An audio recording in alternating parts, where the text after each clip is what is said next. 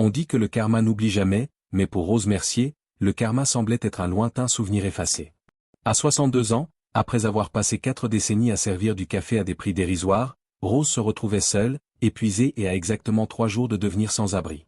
Elle était assise sur son porche délabré, observant le bois pourri sous ses pieds, en attendant que l'huissier arrive déposer ses maigres possessions sur le trottoir. Mais quand une jeune Rolls-Royce fantôme est venue se garer dans son allée défoncée, Rose pensa à un miracle. Sa première pensée fut que c'était la police. Elle se trompait lourdement.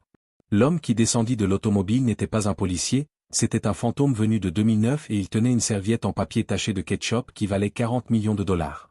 Ceci est l'histoire d'un sandwich à 6 € qui a changé son destin. La pluie à Amiens, dans la Somme, ne lavait pas la saleté, elle la rendait seulement plus glissante. Le ciel était de la couleur d'une pomme talée et une rivière d'eau gelée coulait devant le grill de la place, une gargote située rue du Marché qui sentait toujours le poisson brûlé et les trottoirs humides. Rose Mercier vérifiait l'horloge pour la 4e fois en 10 minutes. Elle avait 32 ans à l'époque, mais elle se sentait comme si elle en avait 50. Ses cheveux blonds étaient attachés dans un élastique et ses chaussures orthopédiques étaient la seule chose coûteuse qu'elle possédait. La voix de Bernard Kowalski, le propriétaire, traversa la salle comme du verre brisé. « Et, princesse, moins de regard à l'horloge et plus d'huile de coude. Je ne te paie pas pour rêvasser. » C'était un homme au tempérament colérique et aux doigts gras qui comptait constamment la recette du déjeuner, même pendant sa pause. Rose vaporisa du désinfectant bleu sur le comptoir, essayant d'effacer les cercles collants laissés par les tasses, mais son esprit était ailleurs. Dans son sac, caché au fond du tiroir, se trouvait une enveloppe rose du propriétaire. C'était un avis d'expulsion préalable.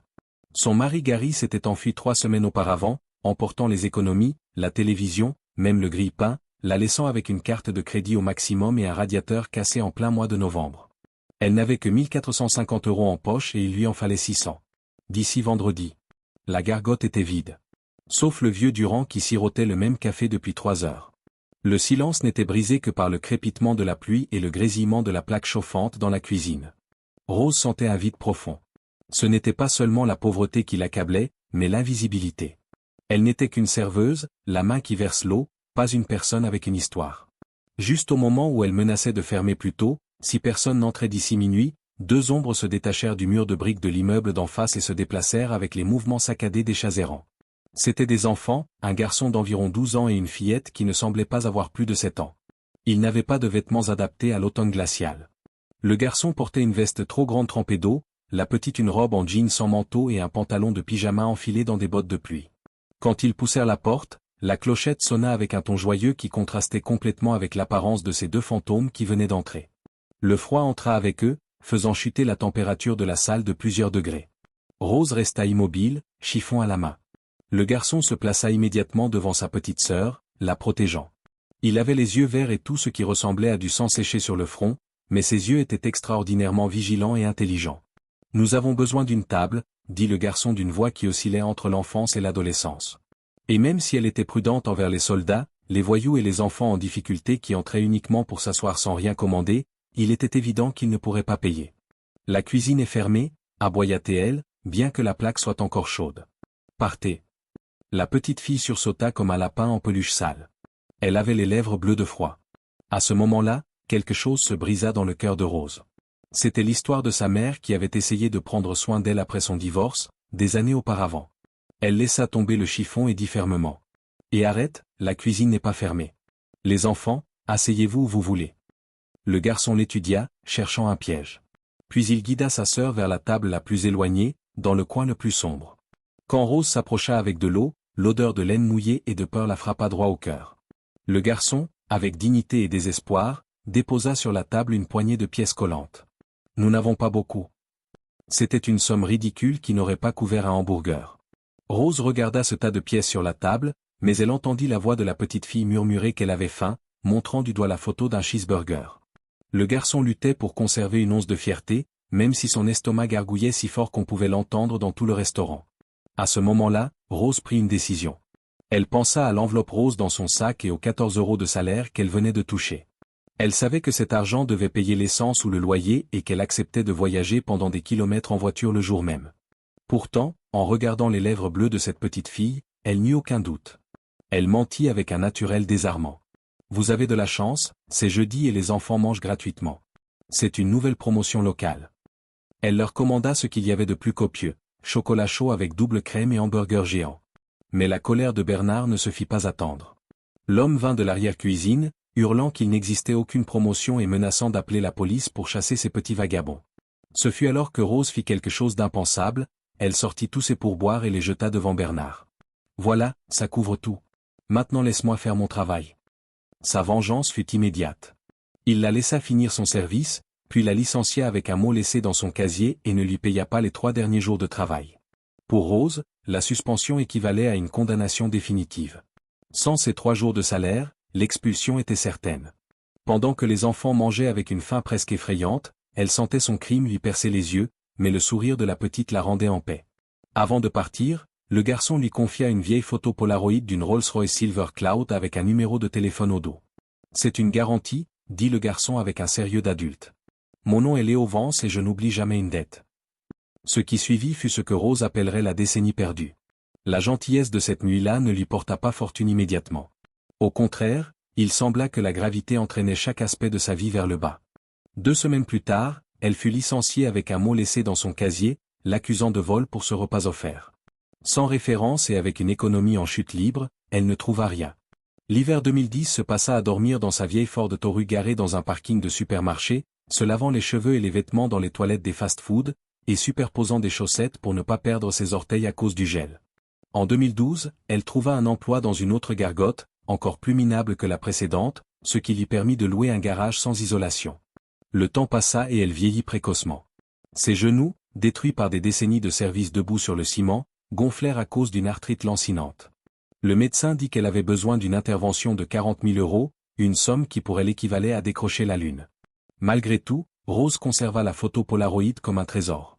Elle la regardait les jours difficiles, même quand l'image commençait à virer au sépia. Elle n'appela jamais le numéro. Au fond, elle pensait que c'était seulement le rêve d'un enfant désespéré.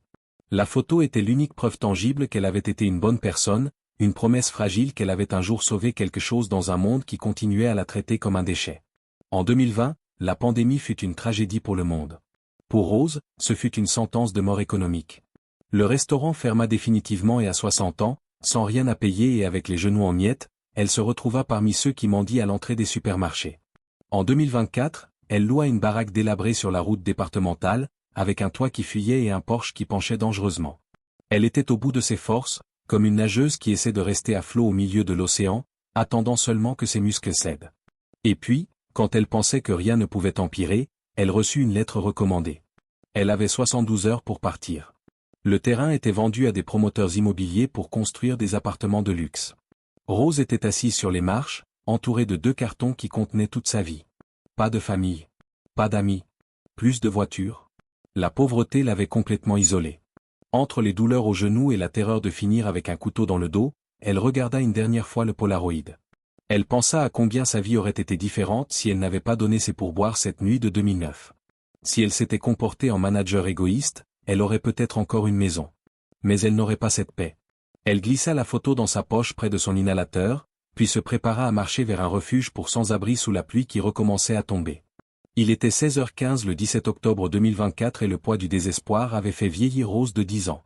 Juste au moment où elle se préparait à traîner ses dernières affaires vers le refuge pour sans-abri, un son inhabituel rompit le silence de la route départementale. Un ronronnement profond et puissant, semblable au rugissement sourd d'un lion. Une Rolls-Royce fantôme noire, une apparition extraterrestre sur cette route délabrée, s'arrêta juste devant son allée. Quand la portière s'ouvrit, en sortit un homme grand, vêtu d'un costume marin impeccable et portant une élégance qui respirait le pouvoir absolu. Rose resta sans voix. Ses yeux bleus, pénétrants et intelligents, étaient les mêmes que ceux du garçon qu'elle avait protégé 15 ans auparavant. Sans dire un mot, l'homme sortit un objet enveloppé dans du plastique, la serviette en papier taché de ketchup, pétrifiée dans le temps. « Je crois que je te dois encore la monnaie de ce repas », dit Léo Vance avec un sourire qui faisait enfin tomber le masque de l'homme d'affaires. Tout en aidant à charger ses meubles dans le coffre de la voiture, Léo raconta la vérité. Ce n'était pas une fantaisie. Lui et Mia étaient les héritiers d'un empire logistique, victimes d'un tuteur qui volait leur argent pour s'approprier leur immense fortune. Cette nuit-là à la gargote, Léo avait un couteau dans sa poche et était prêt à tout, mais la gentillesse de Rose avait changé sa trajectoire, l'empêchant de devenir un criminel par nécessité. Léo montra une vidéo sur son smartphone. Une jeune femme radieuse en blouse blanche qui marchait dans les couloirs d'un hôpital. C'est Mia, ou plutôt la docteure Mia Vance, chirurgienne pédiatrique à Johns Hopkins, qui consacre sa vie à sauver les enfants parce qu'une serveuse lui a donné de l'espoir quand elle n'en avait plus. Après un an de recherches intensives, Léo l'avait finalement retrouvé grâce à une interview dans Forbes où il décrivait le Polaroid et la serveuse qui lui avait sauvé la vie. Une infirmière de la clinique gratuite d'Amiens avait reconnu Rose et l'avait contactée dans ses bureaux. Mais elle venait de partir pour Baltimore avec une dernière dette de justice à régler. Le propriétaire, M. Gorski, arriva avec un huissier pour accélérer le processus, mais il se retrouva face à un mur d'acier nommé Léo Vance. Avec une froideur glaciale, Léo informa le propriétaire visqueux qu'il avait acquis l'intégralité du contrat de développement et le terrain lui-même une heure auparavant. La baraque va être démolie, annonça Léo. À sa place s'élèverait le centre Rose Mercier, une communauté où tous les enfants pourraient avoir un repas chaud sans poser de questions. Il y eut aussi une dernière personne. Bernard, l'homme qu'il avait licencié pour un acte de charité, était maintenant réduit à l'ombre de lui-même dans une maison de retraite délabrée. Mais Rose ne ressentit qu'une profonde pitié. La vie elle-même est une punition suffisante, dit-elle avant de s'envoler vers sa nouvelle vie à bord de leur jet privé. L'arrivée à Baltimore fut un miracle. Mia accueillit Rose les larmes aux yeux, montrant le hamburger en plastique qu'elle avait conservé toutes ces années comme porte-bonheur. À l'intérieur l'attendait un chocolat chaud avec une quantité impossible de crème chantilly, exactement comme des années auparavant. Rose ne se contenta pas de profiter de la richesse. Elle subit l'opération au genou qui lui permit de marcher à nouveau sans douleur et devint la figure maternelle de centaines d'enfants dans le centre qui porte son nom. Cette histoire nous enseigne une leçon morale fondamentale. La gentillesse n'est pas un investissement personnel, mais une graine qui grandit avec le temps, précisément quand on ne s'y attend pas. Rose donna ses derniers 15 € à des inconnus. 15 ans plus tard, l'univers lui rendit une vie digne. Si cette histoire vous a ému, rappelez-vous que chaque petit geste compte. Et maintenant, j'aimerais que vous partagiez le plus beau geste de gentillesse que vous ayez reçu ou fait. Écrivez-le en commentaire, parce que la gentillesse compte vraiment.